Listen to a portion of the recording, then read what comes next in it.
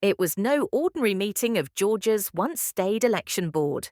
The state panel gathered on Monday for its second all-day meeting to discuss new election rules, hurling accusations at one another while its non-partisan chairman banged his mallet, calling for order. The 5 members had gathered to discuss last week's 3-2 vote to approve a rule that requires counties to hand-count ballots on and after election night. In recent months, the panel's new Republican members have approved changes that have sparked warnings this pivotal battleground state could once again find itself at the center of confusion on and after Election Day. After narrowly losing Georgia in 2020, Donald Trump and his allies filed lawsuits and spread unfounded allegations of election fraud, with Trump at one point pressuring Georgia's Republican Secretary of State Brad Raffensperger to find 11,780 votes, the margin he lost by in the Peach state. Trump is currently fighting state criminal charges of conspiring to overturn that defeat in Georgia. Since then, the drama has continued to play out at the state election board level, with Democratic member Sarah Tindall Gazzle accusing her Republican colleagues of being motivated by far right-wing beliefs. On Monday, Republican member Janice Johnston hit back against the criticism, claiming her character was being assassinated. Sowing seeds of doubt, last Friday's vote on the hand-counting of ballots in Georgia came after weeks of objection from local election officials.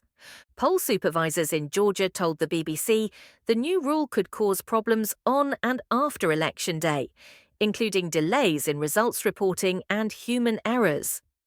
The new measure requires poll workers to hand count ballots on election night, or in some cases, the day after, to confirm that the number of paper ballots matches the amount tabulated by the machine.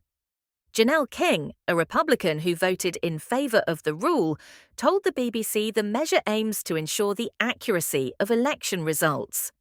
She noted that the rule does not require poll workers to count the actual results on the ballots, only the amount of papers. "Our voters, I think they care more about accuracy than speed," she said. "It's the best practice."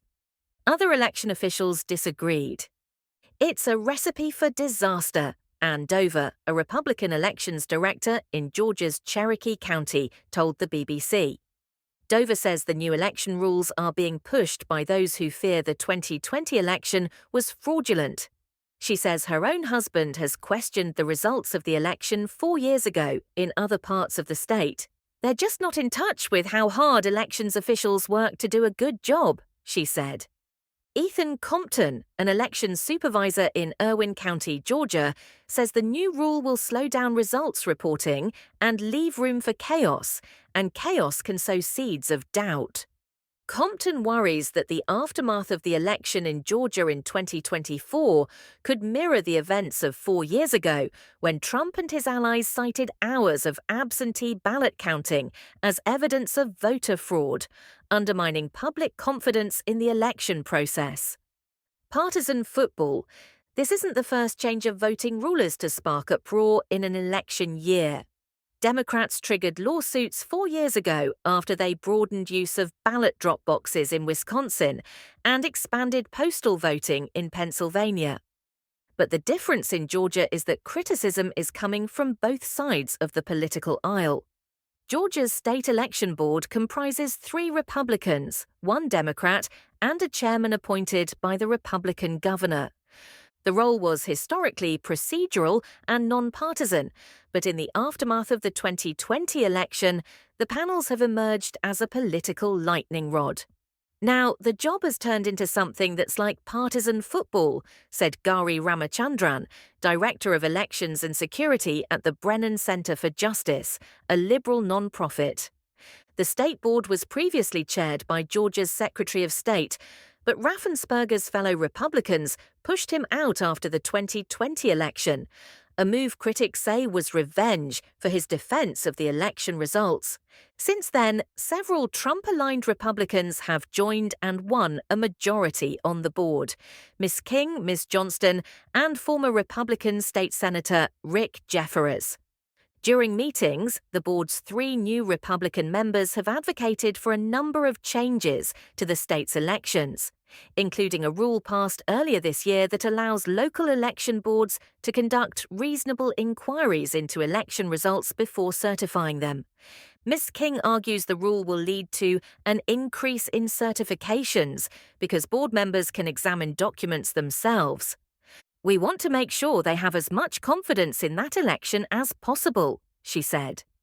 Trump has personally thanked Ms. King and her 2 newly appointed Republican board members by name, saying at a rally in Atlanta in August that the trio were pit bulls fighting for honesty, transparency, and victory. Officials and election administration experts said that although the state board's rule changes could bring disruption in November, they believed Georgia's broader voting laws would ultimately pave the way for a secure presidential election. Some also said they remained concerned about the damage that could be done to the public's trust in the election system. Dover said the misinformation that circulated during the last election led to bomb threats and voicemails harassing election officials.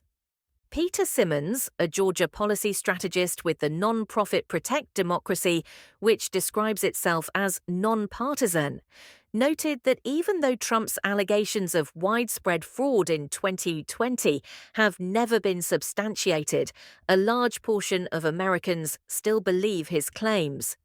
"That's essentially what has inspired this set of actions in Georgia today," Mr. Simmons said.